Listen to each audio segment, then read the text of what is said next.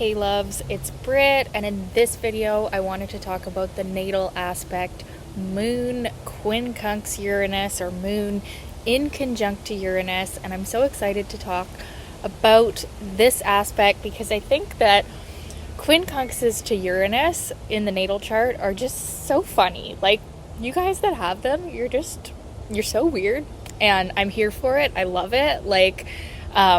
Because the awkwardness of the quincunx aspect, because that's actually the meaning, or one of the meanings of a quincunx, is that it's this really awkward energy.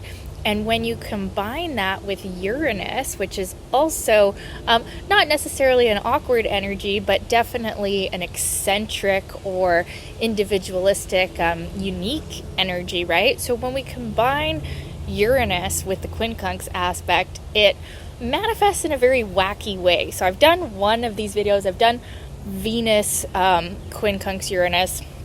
So now let's talk about the moon quincunx Uranus. So the moon is our emotional self. It's our deepest instinctual self. It's a lot to do with our early upbringing, our childhood, our mother. I'm just getting over a sickness, you guys, so I may cough during this video, and apologies for that. So yeah, the moon is a very deep part of us. It's a feminine part of us, right? The moon and Venus are feminine energies. So when someone has the moon quincunx to Uranus, there is a very interesting emotional energy that these people have, where like it's not quite as obvious as like the conjunction or the square or the opposition, where like we know that emotionally we're definitely a bit different, right? The quincunx, because of its like 6th house, 8th house energy, that's like the energy of the quincunx aspect, it takes longer to figure out what is going on. So quincunxes to the moon indicate like emotional unrest and uncertainty, but without knowing exactly like where it's coming from. So with this one, we feel this vague unrest and this like need to, when we get too settled, there's like a need to break away and like break all ties. And we might not really realize we're doing this. So what you get with this quincunx is someone who's actually a very do-it-their-own-way kind of person as far as like the home life goes. So like you can see people living in really unique like home situations with this quincunx, like, you know, living with multiple people, like in some sort of like a commune, or just it could be like they move a lot. That's actually quite characteristic of this quincunx, is like moving a lot, or like in the early life they could have moved a lot, and now like they're very determined to like have a settled home life. You could also see that, you know, if there wasn't physical like moving around in the childhood, there was something that felt very chaotic or very unstable, like, and it could have been the mother's energy that like we just didn't know quite what she was feeling. Like she could have been an Aquarius, or like had a moon in Aquarius or something, or had like an erratic or something very unsettling about her energy. Maybe she was just not able to be very emotionally warm to the child with moon quincunx Uranus. Like there's an emotional disconnect. And so men with this quincunx can be attracted to emotionally unavailable women. They can also be attracted to being like the other man, and women can too, but the moon is a lot more of a signifier for men, their relationships with women, because of like the projection that men do with the moon and Venus, and women kind of do the same thing with Sun and Mars. So yeah, it's quite common for men with this quincunx to like have unusual types of relationships, or you know, they might end up in a relationship with a woman who is like an astrologer, or like she's just a bit different than anything they've ever known or anything that they've ever grown up with.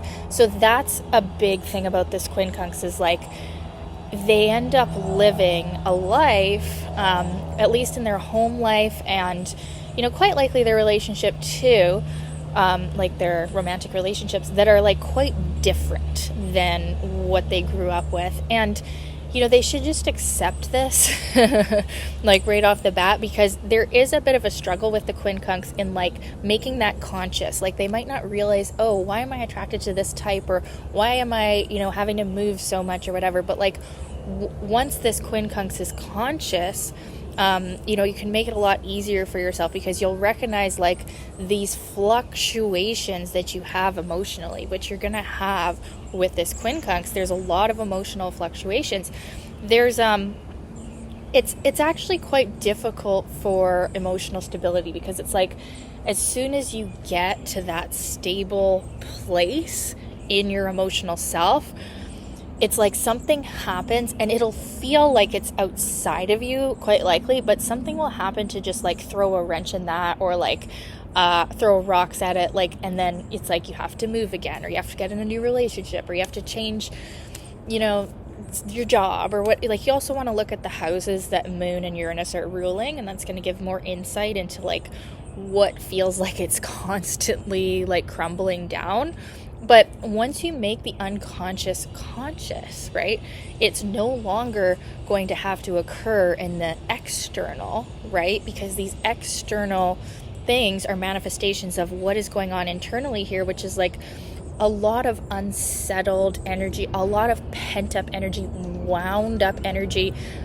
You could see people with this quincunx having sort of like ADHD like symptoms. Also, all the other quincunxes to Uranus is similar, but also just Uranus in general is kind of like ADHD energy. But this one is emotionally going to be the most difficult to like find your home space, and that's something that you feel like is forever elusive, and you don't realize that your own actions also contribute to that lack of being able to find that stable home energy. That's something that people with this quincunx, because the moon is such an unconscious energy, people with this quincunx cannot realize the part that they're playing in this life that feels unsettled, or this home that feels unsettled. It could also show in some cases like very messy, disordered living, because there's like this inability to like have that groundedness. So that's like a reflection of what's going on internally, as far as like their inner home base, their inner sanctuary is all messed up and cluttered, right, from these early emotional experiences. So their home life reflects that, and they could have definitely some disordered living, or they just, like I said, not on a negative side, like they just actually live differently than most people. They can be very innovative around the house, like, because they see things very differently than most people. They have this unique perspective. They're really quite the rebels. They're really quite the revolutionaries, but they don't see it in themselves like the people with the other aspects do. It's a more unconscious thing. So, it's a really good idea to like realize that your ideas, your perceptions about other people's emotions are very often accurate, and you do have a really unique perspective and insight. You're kind of like this wild card, like you never know what you're gonna get with someone who has moon quincunx Uranus. Like one day they're like this and they're all about this thing, and the next day they could care less, and their emotions do naturally fluctuate like that. And in order to keep them entertained, you're gonna have to be kind of an exciting person. You could see them being friends with like unusual types as well. But also, as far as letting people in emotionally, this could be the kind of like classic emotionally unavailable person as well. Because there is a hesitance, there is a reluctance to like share that inner self because of how unstable things have been. It's like they kind of have this unconscious expectation of like, well, this won't last, or this living situation won't last. this emotional state won't last, this relationship won't last. Like, so they can be hard to get close to, and sometimes they'll disconnect emotionally before there was even a reason to, right? Like, it's kind of like that saying, leave before you're left, right? And so that's something to be aware of with this quincunx, because you might not even realize that you're doing that when you disconnect emotionally. It's not actually because, I mean, you do like your independence, don't get me wrong. You're definitely like, this can be an introverted, or it can be like a very independent person. Like, you're not going to listen to anybody about how to live your life, right? But at the same time, a lot of that, and that, like, I don't need anybody, I don't need anything, I don't need stability, I don't need relationships, whatever. It's actually just coming from that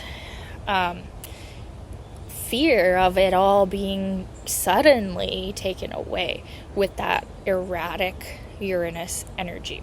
So we could see like unstable things happening in the home, like natural disasters. Even this is like extreme cases, you're not going to see this every time, but like it can feel like at the drop of a hat, like it's all, everything you've worked hard for, everything that you've created could just be like taken away.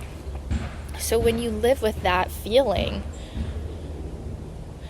it's hard to feel stable or feel solid, right? So it takes a lot of work, and it might take some unconscious healing or like subconscious reprogramming, hypnosis, to like really get in there and like reprogram these beliefs about life and about, you know, your emotional sharing. You want to really make a conscious effort to like open up emotionally with this aspect, and with just a little bit of work, because Uranus is really quick, right? You're going to heal quickly with this aspect once you make it conscious, right? Once you figure it out, it's like the lightning bolt, zip zip zip zip, like Uranus. You're healed, and you're going to feel a lot better, and it can be something that turns into a gift. Like I said, you have a really unique perspective on people, emotions. Like, you see things that other people miss. You're very perceptive to when things are off in the environment, or when people are emotionally off. Not so receptive into yourself as much, but you can learn that with time. And your unique perception about, you know, things around the home and like what makes other people tick can really be a great asset to any type of, working with people, understanding astrology. This is a great aspect for astrologers as well. So, what else do I want to say about this aspect? You never know what you're going to get with people with Moon Uranus aspects. They're very exciting. You know, one day they're all about this and feeling this, and the next day they're not. And with the quincunx, it's a more awkward energy where, they try to suppress it. They try to like not go with the flow of their emotional fluctuations, but you know, it's better to just let them out and let it be expressed. And then the sooner you express it, the easier that it's going to be to, there's a bird over there, like get through these fluctuations, right? And like just accepting that you're not here to be normal. You're not here to suppress your weirdness. You're not here to fit into regular society. You're meant to be different and unique and an innovator, and you know that's all part of your perfect soul gifts with this quincunx. So I'd love to know your experience of this aspect. If you have it in your natal chart, how has it been for you? I'd love to know. And thank you so much for watching, you guys, and we'll talk soon. Bye.